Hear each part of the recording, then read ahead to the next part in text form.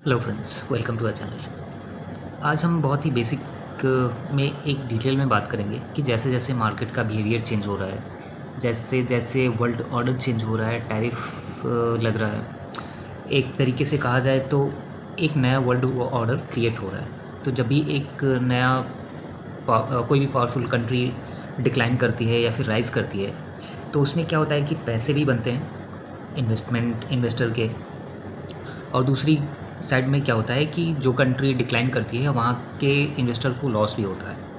ठीक है, तो आज का हमारा जो डिस्कशन है वो इस टॉपिक पे रहने वाला है कि हम इस सिचुएशन में क्या करें। क्योंकि अभी क्या है कि अभी जिस किसी की भी एसआईपी चल रही थी उन्होंने पॉज कर दी या फिर पैसे निकालने के चक्कर में लगे हुए हैं। तो हमारा जो सिंपल सा आज का डिस्कशन होने वाला है वो इस टॉपिक पे होने वाला है कि जैसे कोई फ्रेश इन्वेस्टर मार्केट में इन्वेस्ट करना चाहता है या फिर जो इन्वेस्ट कर चुके हैं उनके लिए, तो स्टे ट्यून। तो स्टार्ट करते हैं। सबसे पहले निफ्टी से स्टार्ट करते हैं। तो निफ्टी की बात करें तो निफ्टी लास्ट ट्रेडिंग सेशन में ऑलमोस्ट 1.8% के आसपास ऊपर था, 23,852 के आसपास क्लोज हुआ है। और अगर हम इसका पी देखें तो इसका जो पी है वो अभी भी एक तरीके से निफ्टी जो है अपने पी से अंडर वैल्यूड दिख रहा है, जो कि इसका सिंपल सा मीनिंग यही होता है कि आने वाले टाइम में निफ्टी जो है और मतलब बाइंग साइड दिख रही है। अभी हम कुछ और चीज़ें देखते हैं। सबसे पहले कि आपके पास अगर फंड है तो आप कहाँ कहाँ इन्वेस्ट कर सकते हैं, कैसे एक इन्वेस्टमेंट के थ्रू आप अपने पैसे को काम पे लगा के वेल्थ क्रिएट कर सकते हैं। तो अभी हम अगर इन्फ्लेशन की बात करें तो इंडिया में जो इन्फ्लेशन है वो बहुत ही कम है, मतलब 4% के नीचे आ चुका है, 3.34% हो चुका है। ठीक है, और अगर हम इंटरेस्ट रेट की बात करें जो बैंक चार्ज करती है, जैसे हम कार लोन लेते हैं या फिर जो मतलब आरबीआई का इंटरेस्ट रेट है वो रेपो रेट भी कहा जाता है, वो 6% है। पहले 6.25% था, बट अभी मॉनेटरी पॉलिसी आई थी तो 25 बेसिस पॉइंट रेट कट्स हुए थे, आरबीआई ने किए थे।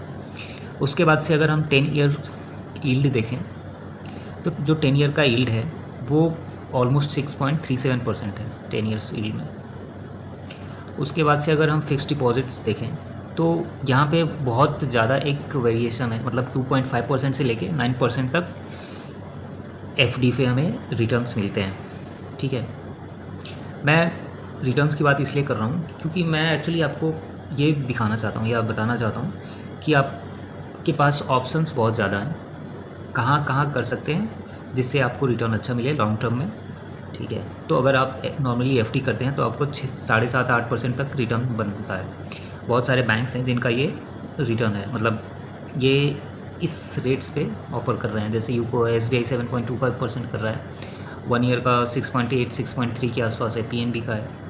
ठीक है, बैंक ऑफ बड़ौदा है। तो एफडी में आपको इतना रिटर्न मिलेगा, मतलब मिल सकता है। ये बैंक टू बैंक वेरी करता है, बहुत सारे टर्म्स एंड कंडीशंस होते हैं। तो ये चीज़ है। तो पहला हो गया कि हमारा जो इन्फ्लेशन है वो 3.4% है, हमारी जो रेपो रेट है वो 6% है। एफडी में हम रिटर्न देखें तो हमें 6.8 से 7% के आसपास मिल रहा है। ठीक है, अगर हमारा जीडीपी ग्रोथ देखें तो वो 6.2% से ग्रो हो रहा है, जो कि पहले 7.58% तक चला गया था। फिर दूसरी चीज़ आती है कि हम कहाँ कहाँ इन्वेस्टमेंट के थ्रू पैसे अर्न कर सकते हैं। पहला तो सेफ़ एंड सिक्योर हो गया आपका एफडी, दूसरा हो गया गोल्ड। अगर हम गोल्ड की बात करें तो आज के टाइम पे जो गोल्ड है वो 97,000 के आसपास पहुंच गया है, और अभी लास्ट ईयर क्या 98,000 पहुंच गया है गोल्ड। तो अगर हम 2021 से देखें तो 2021 से अब तक काफ़ी मतलब ऑलमोस्ट 100% का रिटर्न दिया है गोल्ड ने। और पिछले 25 साल की बात करें तो अगर आपने 2000 में 4,000 रुपये लगाए होते या 4500 लगाए होते तो आपको आज की डेट में 98,000 मिलते, मतलब ऑलमोस्ट 25 टाइम्स। तो इतना ज़्यादा रिटर्न जनरेट किया है गोल्ड ने। ठीक है, ये अपडेटेड नहीं है, 79,200 का शो कर रहा है, बट जो 2005 अगर 20 साल पहले भी देखें तो 7,000 था। अगर 7,000 आपने गोल्ड में इन्वेस्ट किया होता तो आज के टाइम पे आपको 98,000 मिलते हैं। हमने एफडी की बात कर ली, हमने गोल्ड की बात कर ली, हमने बॉन्ड मार्केट की बात कर ली। बॉन्ड भी काफ़ी सेफ़ एंड सिक्योर होता है, डेट। तो उस पर जो अभी रिटर्न बनेगा वो 6.3% बनेगा। ये 10 ईयर्स का है। शॉर्ट टर्म बॉन्ड्स भी होते हैं जिस पे आपको रिटर्न्स अच्छा खासा मिलता है, उस पर भी हम थोड़ा सा डिस्कशन कर लेते हैं। तो नेक्स्ट हम अगर बात करें बॉन्ड मार्केट की, जो शॉर्ट टर्म बॉन्ड्स होते हैं उनमें ऑलमोस्ट 1 साल की बात करें तो 8% डिफरेंट के हैं, जैसे निपॉन का है, बीएनपी का है, जेएम का है, कोटक का है, कैनरा बैंकों का है। तो सबका ऑलमोस्ट 7% to 8% के आसपास है।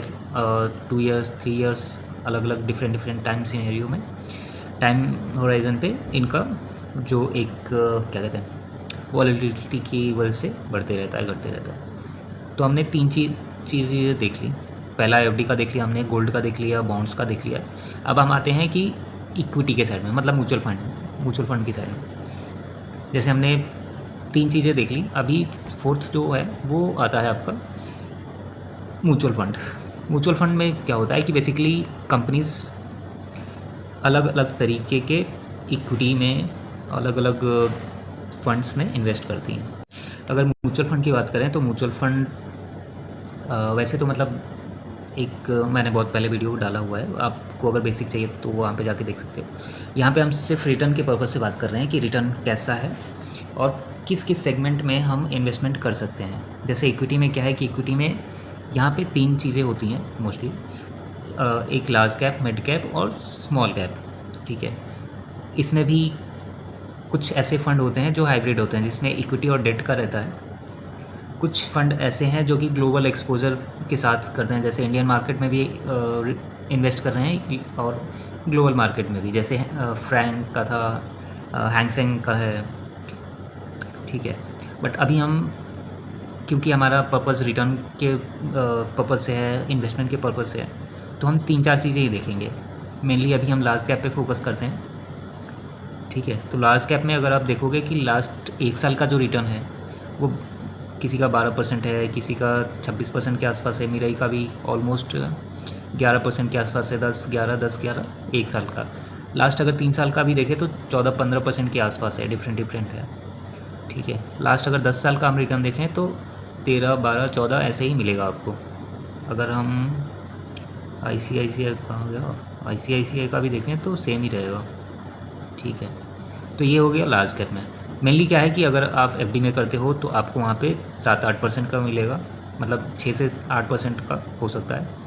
उसके बाद से अगर आप गोल्ड में करते हो तो वहाँ पे रिटर्न आपको, अभी सिचुएशन थोड़ी सी अलग है, एक्सेप्शन केस है, इसलिए पिछले 2 साल में गोल्ड ने बहुत अच्छा रिटर्न जनरेट किया है।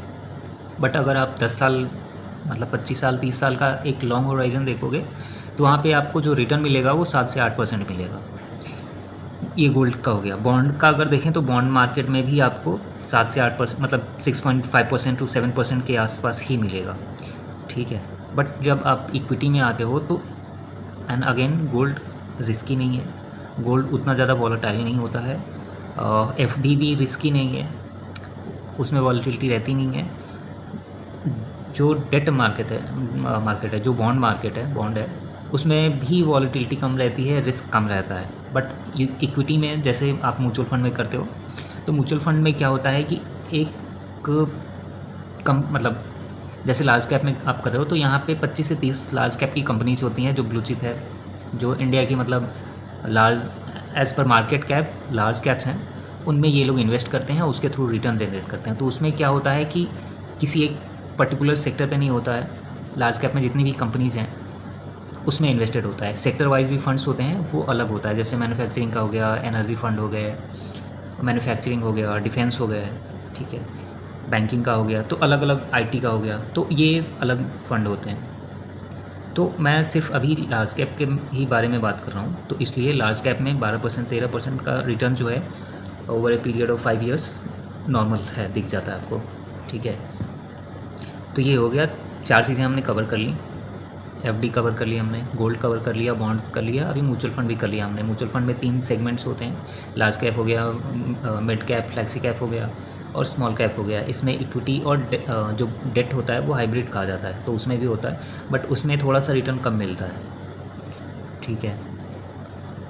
तो अगर हम निफ्टी की बात करें, निफ्टी जो है हमारा एक इंडेक्स है जिसमें 50 इंडिया की टॉप 50 कंपनीज लिस्टेड हैं, ठीक है, इसलिए इंडेक्स कहा जाता है इसको। तो लास्ट 1 ईयर का रिटर्न देखें तो 7.7% के आसपास है। अगर 5 ईयर्स पे हम जाते हैं तो 150%, मतलब ऑन एन एवरेज आपको 16 से 17% का रिटर्न दिख जाता है। बट अगर आप मैक्स टू मैक्स जाएंगे तो आपको जो रिटर्न दिखेगा वो 14% 15% के आसपास दिखेगा। एंड एक अलग चीज़ हो, एक और तरीका है इन्वेस्टमेंट करने का मार्केट में, वो ये है कि आप एक पर्टिकुलर किसी कंपनी में पैसा इन्वेस्ट करते हो और वहाँ पे आप रिटर्न जनरेट करते हो। जैसे HDFC बैंक में आपने एक पर्टिकुलर में डाल दिया, तो इसका जो लास्ट 1 साल का रिटर्न है वो ऑलमोस्ट 25% के आसपास है। लास्ट 5 ईयर्स में आपको दिखेगा 100% का रिटर्न है, तो ऑन एन एवरेज 20 से 22% का आएगा। तो मार्केट में आपकी जो इन्वेस्टमेंट होती है वो मोस्टली इक्विटी में ही होती है, अगर आप म्यूचुअल फंड के थ्रू करते हैं, या फिर अगर आप सपोज़ किसी बैंक में देते हैं, या फिर आपने अगर इंश्योरेंस वगैरह करा रखा है, तो ये जितने भी इंस्टीट्यूशनल इन्वेस्टर होते हैं सारा मार्केट में ही पैसा लगाते हैं और मार्केट से रिटर्न जनरेट करते हैं, फिर आपको प्रोवाइड कराते हैं। तो एक आम आदमी इन 4-5 तरीके से पैसे इन्वेस्ट करके एक वेल्थ क्रिएट कर सकता है। क्योंकि देखो, अगर आप FD में भी डालते हो तो वहाँ पे भी आपका रिस्क कम है, वहाँ पे लिक्विडिटी का इशू नहीं है। हाँ, कुछ प्लान्स ऐसे होते हैं, जैसे फिक्स डिपॉजिट कर दिया आपने 5 साल के लिए, तो 5 साल के पहले उसमें कुछ टर्म्स एंड कंडीशंस रहती हैं। बट बॉन्ड में भी है, लिक्विडिटी का इशू रहता है थोड़ा।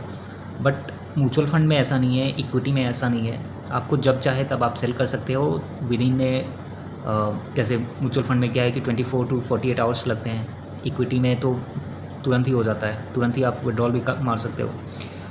T+1 डे लगता है, बट एज सच कहें तो उतना ज़्यादा टाइम टेकिंग नहीं है।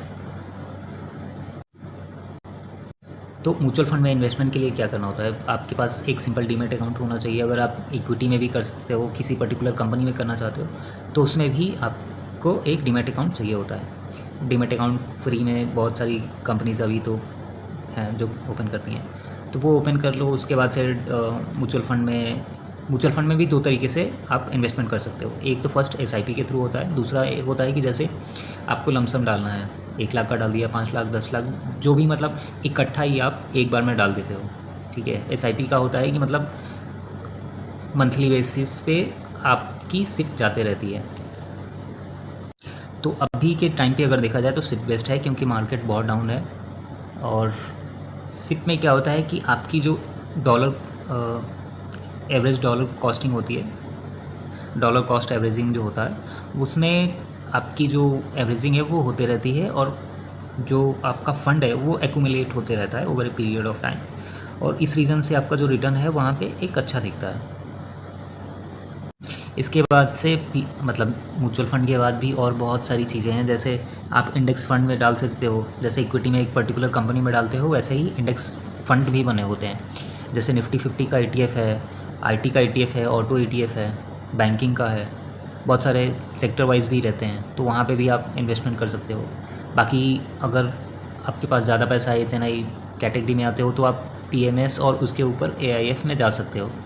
अगर उससे भी ज़्यादा पैसा है तो फिर प्राइवेट इक्विटी में कर सकते हो। तो बट स्टार्टिंग करने के लिए, चीज़ों को समझने के लिए बेस्ट है कि आप इक्विटी के थ्रू जाओ, इक्विटी में करो। थोड़ा बहुत अगर फंड है, पैसा है, समझ नहीं है, तो म्यूचुअल फंड के थ्रू इन्वेस्टमेंट करो। अगर म्यूचुअल फंड में देखो, म्यूचुअल फंड में क्या है कि रिटर्न आपको मिलेगा, लेकिन वहाँ पे क्या होता है कि जो चार्जेस होते हैं, जैसे AMC के चार्जेस, मैनेजमेंट फ़ी, AMC वगैरह, वो थोड़ी ज़्यादा होती है।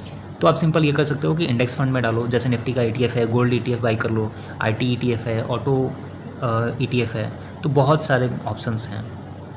तो अभी अगर ब्लू चिप में देखा जाए तो ब्लू चिप में ICICI बहुत अच्छा कर रहा है। फ्लैक्सी कैप की बात करें तो फ्लैक्सी कैप में पराग पारिक है, मिड कैप में मोतीलाल का है, HDFC का भी है। तो ये 3-4 फंड है जो काफ़ी अच्छा कर रहे हैं। बाकी अगर खुद का इन्वेस्टमेंट हो तो खुद से रिसर्च करो, इन्वेस्टमेंट करो, क्योंकि इन्वेस्टमेंट बहुत ज़रूरी है आज के टाइम पे। तो चलो आज के लिए इतना ही। Thank you for watching this video. अगर कुछ किसी टॉपिक पे या फिर किसी कंपनी पे या म्यूचुअल फंड से रिलेटेड कोई क्वेरी हो तो कमेंट बॉक्स में डाल देना।